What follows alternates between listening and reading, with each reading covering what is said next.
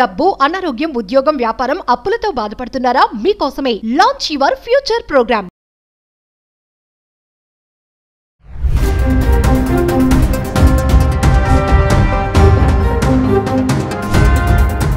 నమస్తే, welcome back to Suman TV. Present మనతో పాటు ఉన్నారు ఫ్యామిలీ కౌన్సిలర్ రజనీ రమ్మ గారు. నమస్తే మ్యామ్. నమస్తే నవీన్. మేడం, మనం వివాహేతర సంబంధాలపైన కొన్ని వీడియోస్లో మాట్లాడుకున్నాము. అంటే అనుకోని కారణాల వల్ల సరిగా పొంతన లేక, కోఆర్డినేషన్ లేకపోవడం వల్ల డివోర్స్ అయిపోవడము, లేదంటే ఇలాంటి అఫైర్స్ పెట్టుకోవడము, దీనివల్ల ఏంటంటే వాళ్ళిద్దరు లైఫ్ పాడైపోవడమే కాకుండా పిల్లల జీవితాలు కూడా పాడు చేస్తున్నారు. వాళ్ళకి పిల్లలు ఉంటారు, వీళ్ళకి పిల్లలు ఉంటారు. సో మరి బీహార్లో రీసెంట్గా జరిగినటువంటి సంఘటన అయితే విచిత్రమైన సంఘటన అనుకోవాలి. అది మరి ఆల్రెడీ మీకు చెప్పాను నేను, న్యూస్ మీరు ఫాలో అవుతున్నారు కదా. అంటే ఒక్కసారి మనం దాని గురించి మాట్లాడుకుంటే, అంటే మనం చేసే వీడియోస్ లో కనెక్టివిటీగానే ఉంది ఇది కూడా, కొంచెం డిఫరెంట్ గా ఉంది కాన్సెప్ట్ కూడా. ఒకసారి వివరాల్లోకి వెళ్తే, అంటే ఇప్పుడు సమస్యల్ని పరిష్కరించుకోవడానికి మనిషి యొక్క మేధ సరిపోవట్లేదు. ఎప్పటికప్పుడే పుట్టుకు రావాలి ఇంకా ఆలోచనలు, అంతే. దాని మీద డ్రిల్లింగ్ చేస్తూ ఉండాలి, ఎక్సర్సైజ్. ఇప్పుడు సమస్య వచ్చింది, చంపేయడం చచ్చిపోవడం చేస్తున్నారు, మనం ఏం చేద్దాం అని డిఫరెంట్గా ఆలోచించినట్టున్నాడు ఈ అబ్బాయి. మరి ఆ లెక్కన అతను మేధావనే చెప్పుకోవాలి. ఇప్పుడు నలుగురు ఇద్దరు పిల్లలు ఉన్నారని చెప్తున్నారు. పిల్లల గురించి ఆలోచించకుండా భర్త అయినా భార్య అయినా అలా వెళ్ళిపోయినప్పుడు ఉన్న పార్ట్నర్ ఏం చేయాలి కదా. వెళ్ళిపోయారు, లేకపోతే డివోర్స్ అయిపోయింది, ఇంకో పెళ్లి చేసుకుంటున్నారుగా.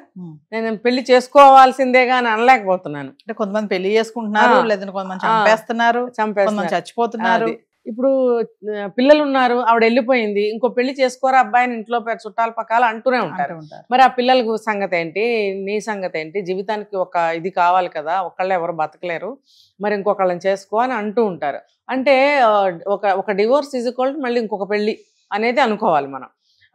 అలాంటప్పుడు మరి తను చేసింది బాగానే ఉందేమో. ఎవరినో చేసుకోవడం ఎందుకు, తెలిసింది దెయ్యం అయితే ఏం చేస్తుందో తెలుసు మనకి బెటర్.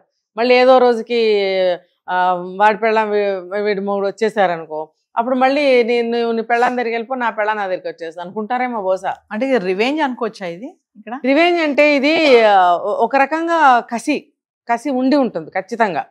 ఇంకొకటి ఏంటంటే ఆవిడ భర్త ఇలా ఇంకొక అమ్మాయిని తీసుకుని వెళ్ళిపోయాడు కాబట్టి ఆమె ఒంటరిగానే బ్రతుకుతూ ఉంటుంది. వాడు వస్తాడో చస్తాడో తెలియదు. అలాంటప్పుడు నా బ్రతికేంటనే అమ్మాయి ఏడుస్తూనే ఉంటుంది. సేమ్ పొజిషన్ ఇతనికి ఇక్కడ ఇలాగే ఉంది. నా భార్య వెళ్ళిపోయింది, వస్తుందో రాదో తెలియదు. లేకపోతే ఇప్పుడు కొన్ని స్టేట్స్లో బ్యాక్వర్డ్గా ఉంటారు, బీహార్ అంటే కూడా అంతే. అక్కడ ఈ చట్టాలకు వెళ్ళడము ఇవన్నీ కూడా కోర్టులకు వెళ్ళడాలు ఉండవు. అక్కడక్కడ పంచాయతీలు పరిష్కరించేసుకుంటుంటారు. డైవోర్స్ తీసుకోవాల్సిన అవసరం కూడా ఉండదు.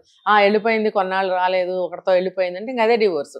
ఒకవేళ వచ్చినా సరే వీళ్ళు ఏలుకోరు. ఆ పరిస్థితులు ఉన్నప్పుడు ఇతను కూడా ఏం చేశాడు, పోయింది కదా మరి మా ఇద్దరికి ఇలా అయిపోయింది కాబట్టి, ఏమంటారు దాన్ని, ఒంటరితనం వచ్చేసింది కాబట్టి మేమిద్దరమే కలిసి ఉంటే బాగుంటుంది కదా అని ఆలోచన చేశాడు.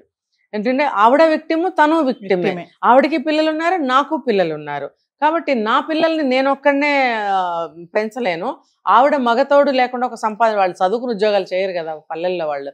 ఆవిడకి ఒక ఆలంబన పోయింది కాబట్టి ఇద్దరం కలిసి ఉంటే, ఆవిడ ఇతను భార్య వల్ల సంసారాన్ని కోల్పోయింది, ఆవిడ భర్త వల్ల ఇతను సంసారాన్ని కోల్పోయాడు కాబట్టి ఆ లొంగుబాటు అనేది అక్కడ ఉంటుంది. ఎలా అంటే తప్పు చేసిన వాళ్ళు ఎగిరిపోయారు, వీళ్ళు గిల్టీతో బ్రతుకుతూ ఉంటారు. నా మొగుడు వల్లే కదా ఇలా అతని సంసారం అయిపోయింది, నా భార్య వల్లే కదా ఆవిడ సంసారం కోల్పోయింది, వాడికి పిల్లలు ఉన్నారు, దీనికి పిల్లలు ఉన్నారు, కాబట్టి మనమిద్దరం ఏం చేయాలి, మనమిద్దరం కలిసి ఉంటే కుటుంబాలు బాగుంటాయి కదా. నిజంగా చాలా పెద్ద మనిషి తరహా అనుకోవాలండి అతను. ఎందుకంటే మేడం ఈ టైంలో చూస్తే మనం కొన్ని వీడియోలో మాట్లాడుకున్నాం కదా, చంపేస్తున్నారు, చచ్చిపోతున్నారు. అవును, డ్రమ్ లో వేసేసో, కుక్కర్ లో పెట్టేసో, మనం చాలా వీడియోలో మాట్లాడుకున్నాం. కానీ కొన్ని కామెంట్స్ వచ్చాయి దీనికి, ఏంటంటే అబ్బాయి ఇదైతే ఎవరిని చంపుకోలేదు, ఎవరిని ఏం చేయకుండా చక్కగా పెళ్లి చేసుకున్నారు అనే ఒక కామెంట్స్ కూడా పెడుతున్నారు. అంటే ఎంత పెద్దగా ఆలోచించుంటారు వీళ్ళిద్దరు కూడా. ఇక్కడ భర్త, అక్కడ భార్య. అతనే ఆలోచించాడు, అతని పేరేంటో అతనే ఆలోచించి పెద్ద మనిషి తరహా అని చెప్పుకోవాలి. నిజంగానండి నార్త్ సైడ్ చాలా పెద్ద మనిషి తరహాగా ఆలోచిస్తారండి. నేను చూశాను. ఎట్లంటే ఒక ఆవేశంగా అంటే ఉండేవాళ్ళు ఉన్నారు. సాధారణంగా పల్లెల్లో వాళ్ళు ఏంటంటే చిన్న వయసులోనే చాలా పెద్దరికంగా ఆలోచించే వ్యక్తులు ఉంటారు. ఇతను కూడా ముందుకు ఆలోచించాడు పెద్ద మనిషి తరహాగా. అనవసరంగా సంసారాలను అల్లరి పెట్టుకునే కంటే ప్రొటెక్ట్ చేసుకుందాం ఒకళ్ళనొకళ్ళం, పిల్లల్ని ఇలాగే పెంచుకుందాము, పిల్లలకు కూడా అమ్మా నాన్న లేని లోటు తీరుద్దామా అని ఒక అగ్రిమెంట్ చేసుకుని ఇద్దరు కూడా మేబీ పెళ్లి చేసుకున్నట్టున్నారు. ఇది బాగుంది. ఇది రేపొద్దున వాళ్ళిద్దరూ మళ్ళీ పడదు చూడండి, వెనక్కి వచ్చినప్పుడు చెప్పుతో కొట్టి పంపించాలి అంతే. ఎందుకంటే వీళ్ళిద్దరు భార్యాభర్తలు అయిపోయారు, పిల్లలకి తల్లిదండ్రులు అయిపోయారు. ఎందుకంటే ఇద్దరు కూడా విక్టిమ్స్ కాబట్టి, కష్టాన్ని బాగా అనుభవించారు కాబట్టి ఇంకా వీళ్ళు కలిసి ఉండటానికే నిర్ణయించుకుంటారు. మళ్ళీ వీళ్ళిద్దరూ విడిపోదామనే ఆలోచన వీళ్ళకి రాదు. ఇద్దరు అన్యాయం చేసి వెళ్ళిపోయారు కదా, మళ్ళీ తిరిగి వస్తే మేము ఎందుకు వెల్కమ్ చెప్తాం, మీకు చేసిన డ్యామేజ్ చాలు, ఇంకా గెట్ అవుట్ అనే అంటారు వీళ్ళు. సో వీళ్ళు ఎస్టాబ్లిష్ అయి ఉంటారు ఆల్రెడీ ఇక్కడ, అయినప్పుడు ఇంకా వాళ్ళకి ఎంట్రీ ఇవ్వరు. వీళ్ళే పిల్లలకి ఏ లోటు లేకుండా చక్కగా పెంచుకుంటూ ఉంటారు. ఇది బాగుంది నిర్ణయం. కాబట్టి ఇది అందరూ కూడా ఎవరన్నా ఇలాంటి బాధల్లో ఉంటే చంపుకోకండి దయచేసి, ఇలాగే చేయండి అని నేను అనను. ఒక ఉపాయాన్ని ఆలోచించండి.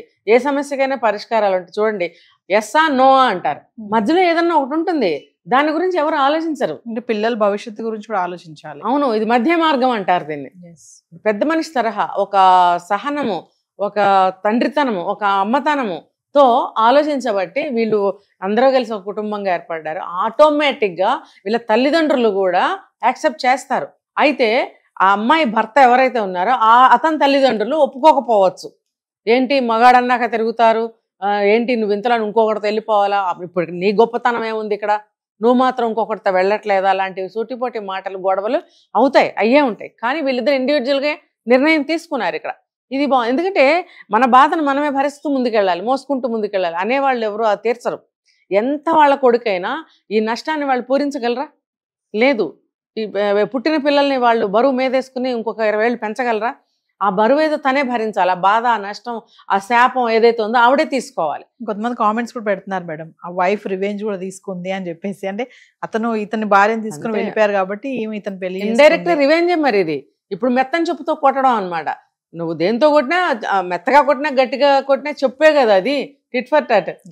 మరి అందుకని చెప్పి జనం కూడా అలా అంటున్నారు. రివెంజే ఇది ఒక రకంగా. నువ్వు నా జీవితాన్ని సర్వనాశనం చేసి వెళ్ళిపోయావు కాబట్టి.